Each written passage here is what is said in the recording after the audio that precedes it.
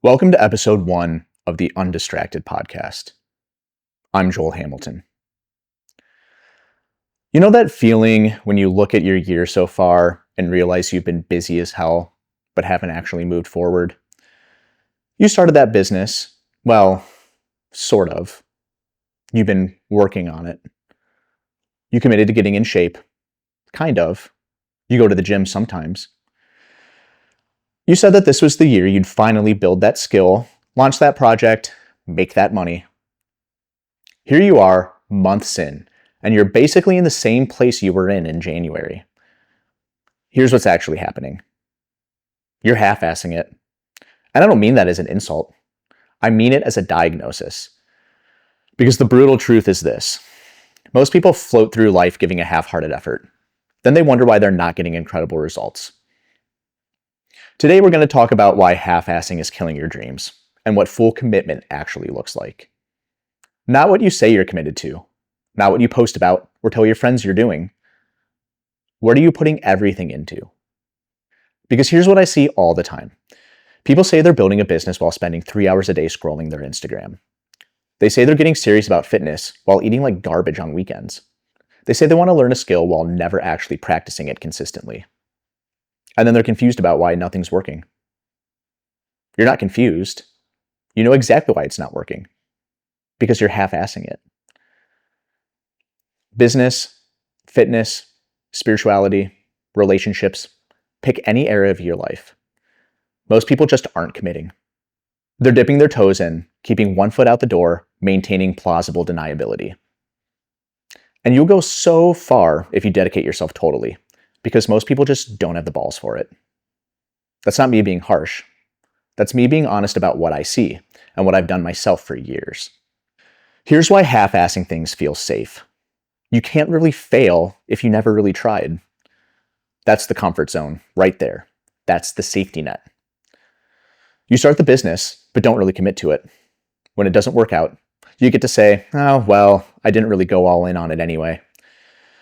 You work out sometimes, but not consistently. When you don't see results, you tell yourself you weren't trying that hard. It's emotional insurance. You're protecting yourself from the pain of real failure by never actually committing to real success. But here's what that costs you. Everything. Because the version of your life where you're actually successful, where you've actually built something, where you've actually become who you want to be, that only exists on the other side of full commitment. There's no version where you keep playing it safe and somehow end up with extraordinary results. And I know what you're thinking right now, but Joel, you need balance. You can't just go all in on one thing. That's unhealthy. Yeah, I hear that a lot. And here's what I want you to understand about balance. It's actually just an excuse to be undisciplined with stuff that doesn't matter. If you're currently not getting the results you want, then you need to tip the scales heavily. That's just reality. No greatness was ever achieved without total commitment. Show me someone who accomplished something extraordinary while maintaining perfect balance, and I'll show you someone who's lying about how hard they actually worked. Now, there is balance available to you, but it's balance in the right places. Balance is deep breathing and stretching after a hard workout. Balance is catching up with friends for a nature walk after spending all day on your side hustle. Balance is not wolfing down Doritos and binge watching Netflix every weekend because you think you deserve it. That's not balance, that's sabotage. Real balance comes after the effort, not instead of it. Here's something you need to hear. You grossly underestimate the progress you can make when you truly commit to something. You think you know what you're capable of, but you actually have no idea. You can do it. Anyone could, but most people don't. I'm building a new app right now, and there have been days where I've made more progress in 6 hours of focused work than I made in the previous 2 weeks of distracted half effort. And that's not because I suddenly got smarter. It's because I finally stopped lying to myself about whether I was actually committed. When you give something your full attention, your full energy, your full commitment, the rate of progress is shocking. But you've never experienced that because you've never actually done it. You've been playing around the edges, testing the water, keeping your options open. And that's exactly why you're stuck. Here's what makes full commitment so confronting. There are no excuses after total commitment. You can't fall back on saying, oh, well, I didn't try that hard if things go wrong. You have to face the possibility of actual failure, Real failure. The kind where you gave everything and it still didn't work. That's terrifying. I get it. But here's what's on the other side of that fear. Total victory. Because when you commit fully, one of two things happens. One, you succeed. You actually build the thing, achieve the goal, become the person, and now you know what you're capable of. Two, you fail, but you fail knowing you gave everything, and that teaches you more than half-assing your way through life for another decade ever could. Both of those outcomes are better than where you are now, wondering what would happen if you actually tried. So what does full commitment look like in practice? It means when you say you're building a business, you're working on it every single day, no matter what, every day. It means when you say you're getting in shape, that you're training consistently and eating to support that goal. Not perfectly, consistently.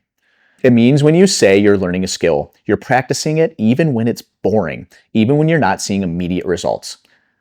It means you've decided what you value most, and you're structuring your life around that, not around what's easy or comfortable or socially acceptable.